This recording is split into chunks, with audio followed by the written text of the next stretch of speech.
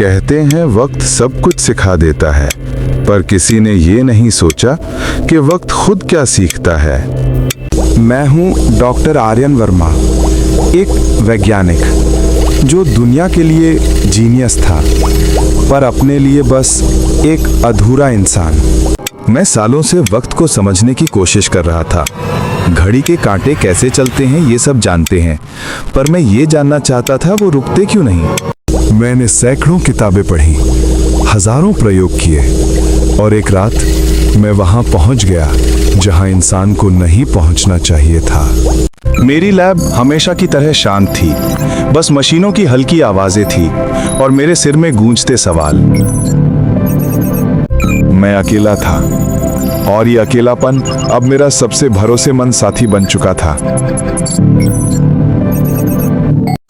मेरी पत्नी नैना मुझे छोड़ चुकी थी, बेटा अब मुझसे बात नहीं करता था। शायद मैं भूल चुका था इंसान होना कैसा लगता है। लेकिन उस रात मैं एक नई खोज के कगार पर था, कुछ ऐसा जो जिंदगी और मौत की सीमा मिटा दे। मेरे सामने एक बड़ी मशीन थी, नाम था क्रोनो रिवर्टर। मैं इसे वक्त का दर्पण कहता था। एक ऐसा यंत्र जो इंसान को उसकी जिंदगी के किसी भी पल में सिर्फ 27 मिनट के लिए वापस ले जा सकता था। क्यों 27 मिनट?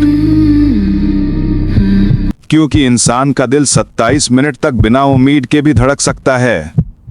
ये वही सीमा थी जहां जिंदगी और मौत एक दूसरे को देखती हैं, मगर कुछ कहती नहीं। मैं चाहता था कि मैं उस जगह पहुंचूं जहां वक्त खुद जवाब दे। रात के 2:11 हुए थे। मैं मशीन के सामने बैठा था। कमरे की हवा भारी थी, जैसे कोई अनदेखी ताकत वहां मौजूद हो। मैंने पहला प्रयोग अपने ऊपर नहीं किया। एक छोटा सा टेस्ट था, टाइम सैंपल टेस्ट। मशीन ने 10 सेकंड पीछे भेजा एक मेटल बॉल और वो फिर मेरे हाथ में वापस आ गई। ये असंभव था, पर वो हुआ। मैंने सोचा, अगर धातु जा सकती है तो स्मृतियां क्यों नहीं? मैंने अपनी डायरी खोली और लिखा, अगर वक्त एक नदी है तो क्या मैं उसमें तैर सकता हूं या फिर सिर्फ डूब सकता हूं? हर एक्सपेरिमेंट के बाद मैं थोड़ा और खाली महसूस करने लगा, जैसे हर सफलता मेरी एक कमी बन रही थी। मेरे अंदर दो इंसान थे, एक साइंटिस्ट जो जवाब चाहता था और एक बेटा जो माफी चाहता था। और तभी मेरा फोन में मेरी वाइफ का कॉल आता है। मैंने फोन उठाया, दूसरी तरफ नैना थी। आर्यन, तुम कब तक ये खेल खेलते रहोगे? मैंने कहा, नैना, मैं बस एक बार उस पल को बदल दूंगा, फिर सब ठीक हो जाएगा। हर बार तुम यही कहते हो और हर बार कुछ न कुछ खो देते हो। मैंने फोन काट दिया क्योंकि वो सच बोल रही थी। उस रात मैं फिर लौटा अपनी मशीन के सामने। हाथ कांप रहे थे, लेकिन दिल कह रहा था यही सही है। मैंने खुद से कहा, आज मैं वो करूंगा जो किसी इंसान ने करने की हिम्मत नहीं की। मैंने मशीन के सेंसर अपनी कनपटियों पर लगाए। ठंडी धातु की चुभन महसूस हुई और जैसे ही मैं बटन दबाने वाला था, मेरे मन में एक आवाज गूंजी, आर्यन, कुछ भी मत बदलना। मैंने आंखें खोली, वहां कोई नहीं था। शायद मेरा डर था या शायद मां। और अगले ही पल सब कुछ गायब हो गया। मुझे नहीं पता मैं कहाँ था, बस इतना महसूस हुआ कि मैं अब में नहीं, पहले में हूं। वक्त अब बोलने वाला था। आर्यन पहली बार अपने अतीत में पहुंचता है, अपनी यादों को बदलने की कोशिश करता है और समय पहली बार उससे बात करता है। लेकिन ये वो अंधेरा नहीं था जो आंखें बंद करने पर दिखता है। ये वो अंधेरा था जहां आंखें खुली रहती हैं पर कुछ दिखता नहीं।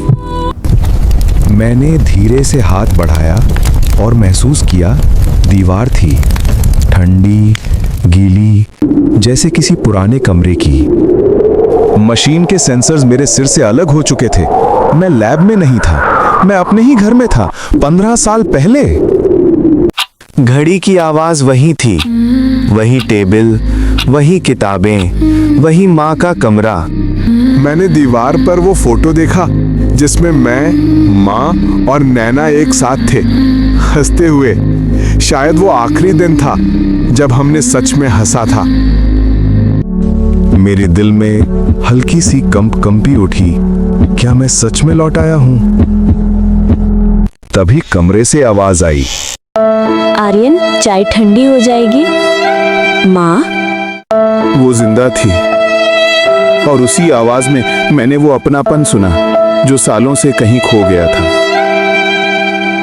मैं धीरे धीरे रसोई की ओर बढ़ा। माँ पीछे खड़ी थी और उसने बिना देखे कहा, तू फिर देर से उठा? मैंने कहा, माँ मैं बहुत देर से उठा हूँ, बहुत। वो पल छोटा था, लेकिन मैं उस वक्त को पकड़ लेना चाहता था।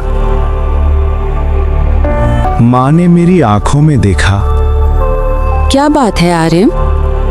मैं कुछ कहना चाहता था, पर गला भराया। मैं बस बोला, माँ अगर मैं कुछ गलत कर दूं तो क्या वक्त माफ करता है? माँ मुस्कुराई। वक्त किसी को सजा नहीं देता बेटा, वो तो बस एहसास दिलाता है कि इंसान अपने कर्मों से क्या बनता है। मैं फ्रीज हो गया। ये वही बात थी जो उसने मरने से कुछ घंटे पहले मुझसे कही थी। मैं जानता था यही वो पल है, वही 27 मिनट जो सब बदल सकते हैं। मैंने माँ से कहा, माँ आज बाहर मत जाना, मौसम खराब है। वो मुस्कुराई। तू फिर साइंटिस्ट बन गया क्या? मैंने मुस्कुराकर सिर हिलाया। हाँ माँ, बस 27 मिनट चाहिए, सब ठीक कर दूंगा। मुझे लगा मैंने इतिहास बदल दिया, लेकिन वक्त की हंसी मेरे कानों में गूंज उठी। मैंने देखा माँ अब मुझे नहीं देख रही थी, उसकी आंखें कहीं और थी। कमरे की हवा भारी हो गई, जैसे वक्त खुद नाराज हो। मैंने चीखा, नहीं, मैं सिर्फ उसे बचाना चाहता हूँ। पर माँ की आवाज अब नहीं थी। उसकी जगह एक और आवाज आई। वो मेरी ही शक्ल थी, लेकिन आंखें अलग, ठंडी, जैसे उनमें सदियां बीत गई हों। वो बोला, तूने सोचा था तू वक्त को बदल देगा? मैं हकलाया। मैं बस अपनी गलती सुधारना चाहता था। वो हंसा। हर इंसान यही कहता है जब वो वक्त के नियम तोड़ता है। हर बार कोई अपने दर्द को ठीक करने आता है और हर बार कोई और दर्द पैदा कर जाता है। मैं पीछे हटा, पर वो आगे बढ़ा और बोला, तेरे पास 27 मिनट है आर्यन, 27 मिनट ये तय करने के लिए कि तू इंसान है या पाप। मैंने कहा, तू कौन है? मैं वो हूँ जो तू बनने से डरता है। मैंने भागने की कोशिश की, पर हर दरवाजा उसी कमरे में लौट आता था। हर कदम के साथ दीवारों पर मेरे खुद के चेहरों की परछाइयां उभर रही थीं। माँ को बचा, नैना को छोड़ा, बेटे को भुला दिया। हर आवाज मेरे ही अतीत का एक टुकड़ा थी। मैंने कान बंद कर लिए, लेकिन आवाजें दिमाग के अंदर गूंज रही थीं। बचा, नैना को छोड़ा, बेटे को भुला दिया। तू वक्त को ठीक नहीं कर रहा आर्यन, तू उसे तोड़ रहा है। मैंने चीख कर कहा, वक्त को दर्द नहीं होता। और तभी सब कुछ रुक गया। मैंने महसूस किया वक्त अब सांस नहीं ले रहा। अब तू देख। और उसी पल मैंने देखा मेरे आसपास की हर चीज रुक चुकी थी। मैंने चारों ओर देखा, हर चीज शांत थी। और तभी मेरे सामने वो वो खड़ा था। न कोई आकृति, न चेहरा, बस एक अंधेरे की परत जिसमें लाखों घड़ियां चमक रही थीं। मैं समझ गया, ये वक्त है। अब वक्त ने कहा, तू क्यों आया? मैं बोला, मैं अपनी गलती सुधारने आया हूं। गलती? हर इंसान यही कहता है जब वो मेरा नियम तोड़ता है। तूने सोचा 27 मिनट काफी होंगे मुझे समझने के लिए? तू जानता भी है 27 क्यों? मैंने कहा, नहीं, बताओ। क्योंकि इंसान 27 मिनट तक ही अपने सबसे गहरे पछतावे को सह सकता है।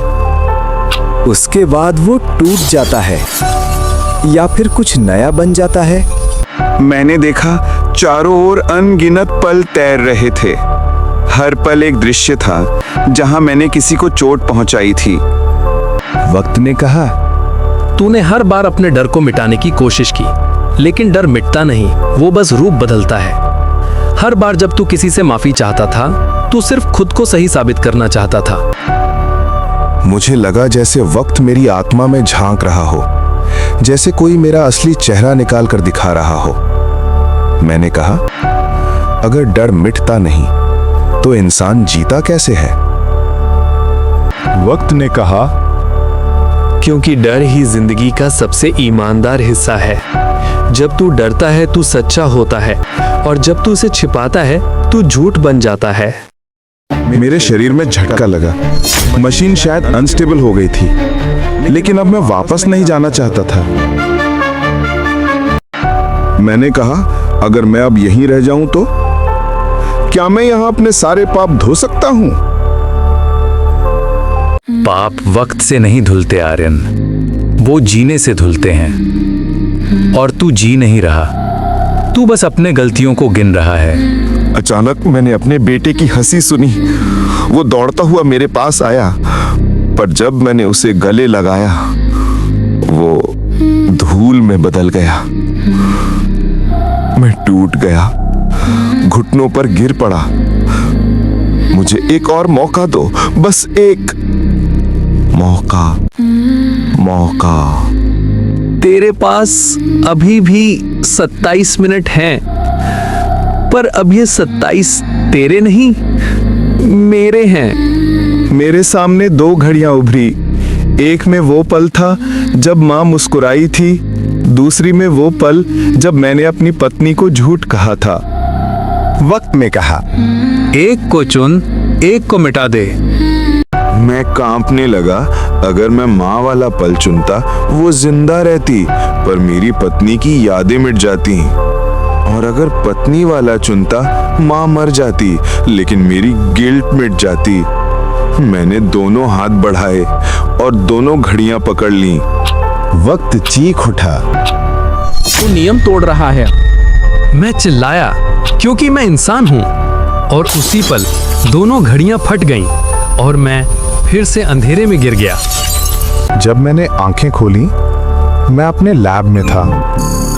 मशीन टूटी हुई थी, लेकिन उसके बीचों बीच एक नया संदेश झिलमिला रहा था। डिस्प्ले पर लिखा था 27 मिनट्स कंप्लीटेड। मैं मुस्कुराया और उसी पल मुझे एहसास हुआ मैं वक्त को नहीं, खुद को जीतने गया था। माँ की आवाज आई, बेटा डर मत, क्योंकि डर ही तुझे जिंदा रखता है। मैंने महसूस किया वक्त ने मुझे सजा नहीं दी, उसने मुझे सिखाया। मैंने महसूस किया वक्त ने मुझे सजा नहीं दी, उसने मुझे सिखाया। कभी कभी वक्त को हराने के लिए नहीं, उसे सुनने के लिए रुकना पड़ता है। वक्त का जवाब हमेशा शब्दों में नहीं होता, कभी वो बस एक एहसास होता है जो कहता है, अब समझ में आया। मैंने अपनी डायरी में आखिरी लाइन लिखी, 27 मिनट काफी हैं अगर तू सच में जीना चाहता है। और फिर मैंने मशीन बंद कर दी, क्योंकि वक्त से जीतने का मतलब उसे बदलना नहीं, उसे स्वीकार करना है। डरना बुरा नहीं है, डर वो जगह है जहां इंसान अपने सबसे सच्चे रूप में होता है। और जब तू डर को देख लेता है, तब तू जानता है वक्त क्या सिखाना चाहता था।